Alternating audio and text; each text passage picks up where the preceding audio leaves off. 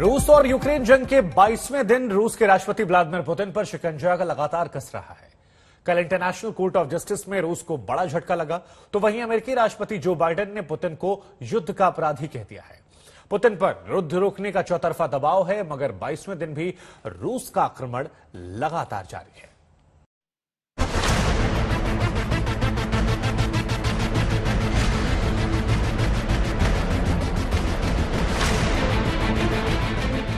रूस और यूक्रेन युद्ध में तबाही 22वें दिन भी जारी है।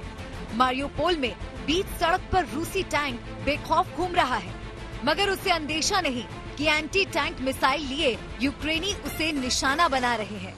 तभी रूसी टैंक पर हमला होता है। पहले हमले के कुछ ही सेकंड में दूसरा और तीसरा हमला होता है। इस बीच खतरा भांपकर टैंक पीछे लौटता है, मगर आखिरी हमला इतना जोरदार होता है कि न केवल उसके परखच्चे उड़ जाते हैं, बल्कि वो धुएं के गुबार में गुम हो जाता है। कीव पर रूस का रॉकेट अटैक। ये तस्वीर कीव की है, जो रूस के उन दावों को फिर से झूठा साबित कर रहा है कि वो सिर्फ सैन्य ठिकानों को निशाना बना रहा है। कीव की इस रिहायशी इमारत पर रूस ने रॉकेट से हमला किया। इस हमले में इमारत की ऊपरी मंजिलें तबाह हो गई। वहीं आग ने इमारत को लपटों में घेर लिया। एक शख्स की जहां मौत हो गई, वहीं 3 घायल हो गए। आनन फानन में इमारत में फंसे बाकी लोगों को बाहर निकाला गया। इरपिन में लड़ाई, कीव में दहशत। कीव से पहले 25 किलोमीटर दूर इरपिन में अब भी भीषण जंग जारी है। दरअसल इरपिन वो आखिरी शहर है जिसके रूस के चंगुल में आते ही कीव भी पुतिन के कब्जे में होगा। इस आशंका से कीव में डर है, दहशत है। पिछले 2 दिनों के मुकाबले कल रात को कोई बड़ा यहाँ मिसाइल हमला या एयर अटैक कीव के अंदर नहीं हुआ है। कीव शहर के प्रॉपर में, मेन शहर के अंदर, लेकिन जो बाहर के इलाके हैं, जैसे इरपिन जहां लड़ाई चल रही है पिछले 7-8 दिन से, वहां लगातार लड़ाई जारी है और रूसी फौज वहां लगातार धीरे धीरे आगे बढ़ रही है। और उसके अलावा खार्किव में हमलों की खबर है, सूमी में हमलों की खबर है, और सबसे बड़ी खबर आई है मारियोपोल से कि वहां एक थिएटर को निशाना बनाया गया है, जिसको रूस ने नकारा है। रूस ने मना किया है कि उन्होंने ऐसा कोई एयर अटैक मारियोपोल पे नहीं किया। लेकिन जो लोकल सोर्सेज हैं उनके हिसाब से खबर आई है कि वहां काफी तादाद में सिविलियंस मरे हैं।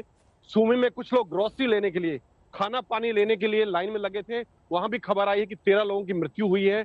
अब इन खबरों की पुष्टि कर पाना अपने आप में बहुत मुश्किल काम है, क्योंकि अलग अलग सोर्सों से अलग अलग बातें आ रही हैं। जहां यूक्रेन कह रहा है कि इतनी बड़ी तादाद में सिविलियंस मारे गए हैं, वहीं रूस इस चीज को मना कर रहा है। और हमारे लिए इस वक्त, इसको फॉग ऑफ वॉर बोलते हैं, अंग्रेजी में एक शब्द है। इसका अर्थ यह है कि यहाँ हर चीज इतनी धुंधली है कि कुछ भी चीज को साफ साफ बता पाना बड़ा मुश्किल है। कीव में इस वक्त कोई बमबारी नहीं हो रही है और इस वक्त थोड़ा साफ है। निकोलेव में रूसी हेलीकॉप्टर ढेर। यूक्रेन के साथ जंग में रूस को भी भारी कीमत चुकानी पड़ रही है। यूक्रेन के निकोलेव में यूक्रेनी सेना ने एक रूसी हेलीकॉप्टर को ढेर कर दिया। वीडियो बनाने वाले यूक्रेनी सैनिक ने जीत के नारे लगाए। स्लावा उक्रेनी, हेरोयम स्लावा। खार्किव में रूसी हमले के बाद शोले। यूक्रेन के जिन शहरों पर बीते 22 दिनों में रूस ने सबसे ज्यादा बमबारी की है, उनमें खार्किव शामिल है। 22वें दिन एक बार फिर रूस ने इसे निशाना बनाया और पूरे शहर को आग और काले धुएं के गुबार में झोंक दिया। ये खार्किव का सबसे बड़ा बाजार है, जो अब पूरी तरह खाक हो चुका है।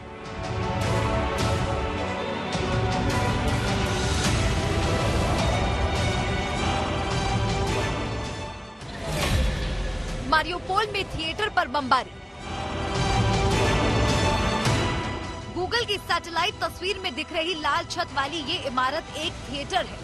मारियोपोल में बेघर हुए लोगों ने अब यहीं शरण ले रखा है।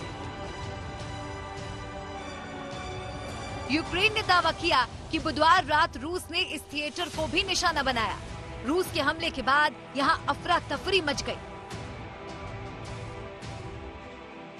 इन्हीं हमलों का हवाला देकर ज़ेलेंस्की पुतिन को अंतर्राष्ट्रीय कोर्ट से लेकर यूएन तक में घेर रहे हैं। वहीं बाइडेन ने पुतिन को युद्ध अपराधी घोषित कर दिया है, जिस पर रूस भड़का हुआ है। उसने रूस को अब आखिरी अल्टीमेटम दे दिया है। कीव में राजेश पवार के साथ आज तक ब्यूरो।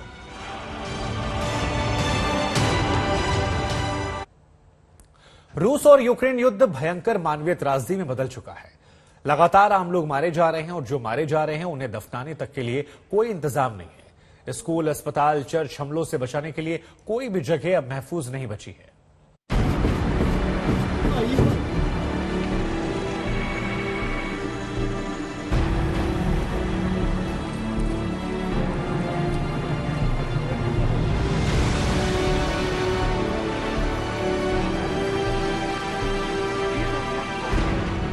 यूक्रेन में 22 दिनों से युद्ध छिड़ा है, मगर इस युद्ध में सैनिक और सैन्य ठिकाने ही नहीं, महिलाएं, बूढ़े, बच्चे और बीमार भी निशाने पर हैं। इस युद्ध से न रिहायशी इमारतें महफूज हैं, न स्कूल, न अस्पताल और न बाजार।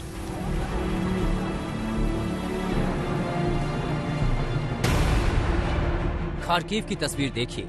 रूसी गोला यहाँ के 2 स्कूलों पर गिरा। हमले में बच्चों के स्कूल की बिल्डिंग किस तरह बर्बाद हो गई।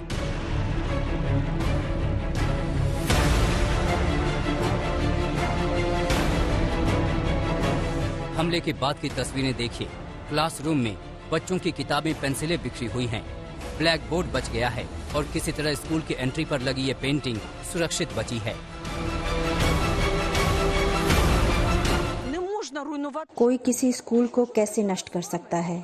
रूसी आक्रमणकारी क्या कर रहे हैं? किसी शिक्षण संस्थान पर कोई रॉकेट से कैसे हमला कर सकता है?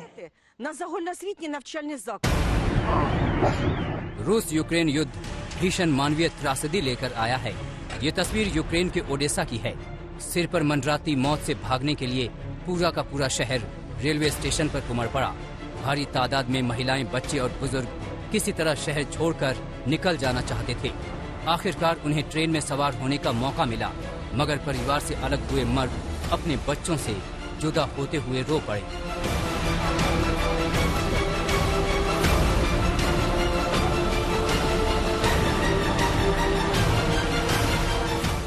इससे भी भयंकर दर्द का एहसास इस मारियोपोल के इस अस्पताल की तस्वीरों को देखकर होता है।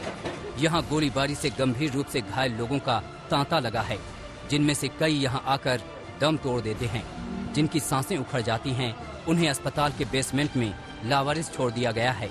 अस्पताल के पास ना तो इन लाशों को दफनाने के इंतजाम हैं और ना ही इनके रिश्तेदारों का अता पता है कि वो इन्हें यहाँ से ले जाएं। इसी अस्पताल में एक नवजात का शव भी फर्श पर पड़ा है। इस तस्वीर ने पूरी दुनिया को झकझोर दिया है।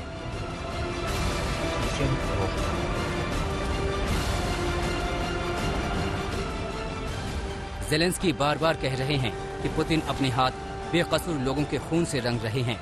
रूस का हमला महिलाओं, बुजुर्गों और मासूमों की जान ले रहा है।